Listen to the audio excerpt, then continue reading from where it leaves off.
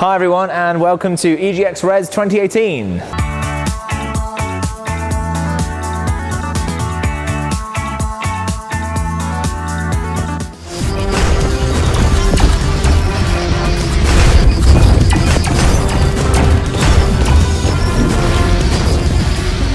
Every 2 weeks on Wednesday nights after work, we'd all get together and we would play like some multiplayer games, catch co-op games. We did think of a new design for a game, and this is kind of what was born from it. I mean, it's a little bit far from what we first started with, but we've refined it over the development process, and yeah, what we've got now seems to be quite fun.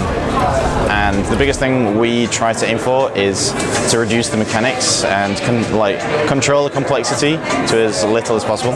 So we had a lot of maybe interesting mechanics, maybe like an enemy alien or something that would walk around the ship and like mess with things. But because it's not so easy to read, not so easy to pick up, it's something that we said it doesn't work as well. It's not so accessible for everyone to play with, so we kind of put that to the side. Single player, having people shouting next to each other, you're not really going to beat that on your own. But it should still be a fun experience. You can control two characters, so if there was a gun that requires two people to shoot, you can switch between the characters and you can just play as normal. The thing we've tried to also focus on is have a few more roles than there are people. So for example, on the solo player level, you will get pulled away from the task you're doing and you've got to kind of reset those roles so everything feels fresh halfway through the game. If you're stuck with one role, it kind of feels a bit samey. But yeah, we tried to think about that in the design as much as possible. We started last February or March, so just over a year. We are planning on releasing with 30 levels towards the end of this year, so it's a reasonable time for a project, so hopefully what we do release is quite refined. Looks like everyone's gone. What was the name of this place again? Don't let us down now! We gotta pull together! So Earthfall is a co-op PvE shooter where you and your friends get together and shoot aliens in the Pacific Northwest. It's set 30 years in the future, so it's got a little bit of a sci-fi flares, and we've got, you know, all the good stuff like flamethrowers and grenades and plasma rifles and cool stuff to fight them with. We set out to make a modern version of Left 4 Dead. I'm a huge Left 4 Dead player. I love Left 4 Dead. I just wanted more. And it's been almost 10 years since Valve came out with it. So we wanted to build a new version of it. So we built it on the Unreal Engine. We built modern shooter mechanics like aim down sights and stuff like that. And we also wanted to give it a little bit more story. And so that's why we went with aliens instead of zombies, because all of our campaigns tell you a little bit of what's going on in the world, and we wanted to basically have a reactive enemy. So as we introduce new weapons and capabilities for you, they can up their game and make it more deadly. Really the heart of the game is the moment-to-moment gameplay, shooting, fighting the aliens. That's really what it's all about. The rest of it is sort of flavor. So we've got some really cool alien designs.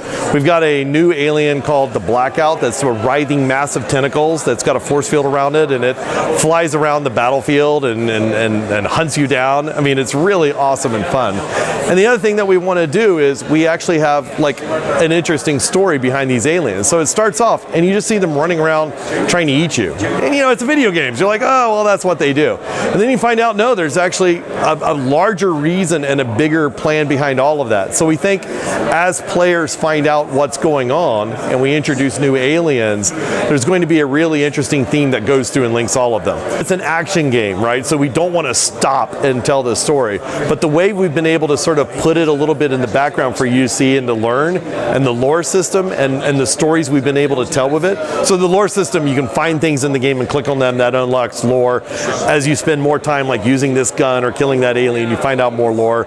And the guys did just a fantastic job building out that story. So really, the visceral moment-to-moment of gameplay is awesome, and that sort of long-term story you see in the background is amazing as well. So how they combine is really, really satisfying to me.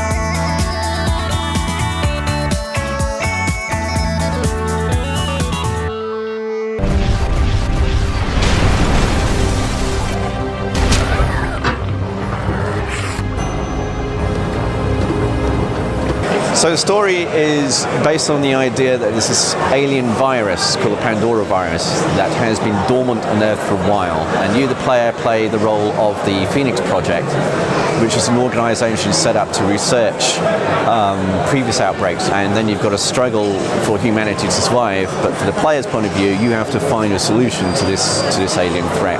One of the main differences is the fact that the aliens are sort of constantly evolving and developing new appendages and new limbs. So you're going to fight unique sets of enemies. The strategic level of the game, even though it has the familiar geoscape of the original XCOM with the zoomy, rotated globe, has much more feel of a dynamic world to it, with human factions competing for resources. We're also putting a lot of effort right now into the procedural map generation system, because it wouldn't be an XCOM game without that. And visually, we're doing some really great work on the designs of these aliens environments, which is really looking good, so we're very happy with that. At the moment, I really do like the first-person aiming, zooming system. For those of you who really want a little bit of precision in what you want to do, it can be really helpful, especially with your sniper rifle. The other new features that I really like is the fact that you can literally blow parts off enemies. They'll drop their shield, the little crabman characters will drop their shields, the guns, the other bits of stuff will fall off, which is really cool, so yeah, I like that.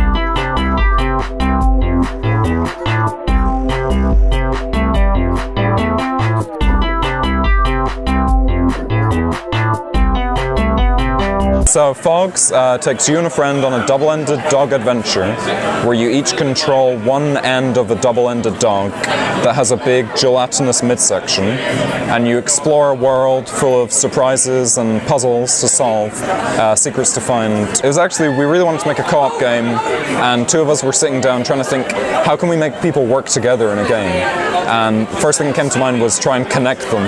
And so we came up with the idea of this thing that you're stretching and pulling apart and fighting over, and actually making that the character, and it just all came out of that. But we really wanted to make a game that anyone could pick up and play, so really simple controls, and the visuals are just really welcoming and easy to understand. So anyone can play, but then there's still some challenge, and if you want to play the game on your own, it's a bit harder, so yeah. We really want the story to just unfold as you're playing the game and exploring, and be a bit more mysterious, and not really tell the player about the world, but if they want, they can kind of read into little bits and try and figure out what's going on. We're really influenced by over-the-top things like Adventure Time and Nobi Nobi Boy and some of the recent Mario games. We just love things that are surprising and delightful. Getting to work on the game, just seeing the different types of people who come and play, and the way that they play the game, because it's a big physics character that wobbles all over the place. You never know what people are going to try to do or how they're going to play the game, and that's just so exciting to see the variety and play style and yeah. It's my first time to EGX Rezzed, and it's a bit of a different show compared to the main EGX. In fact, if you haven't seen that, you can click here for a little look at last year's show. But this event, it's much smaller in scale. There's smaller games here. You can get a lot more intimate time with the developers, find out more about the reasons behind the games, which is fantastic.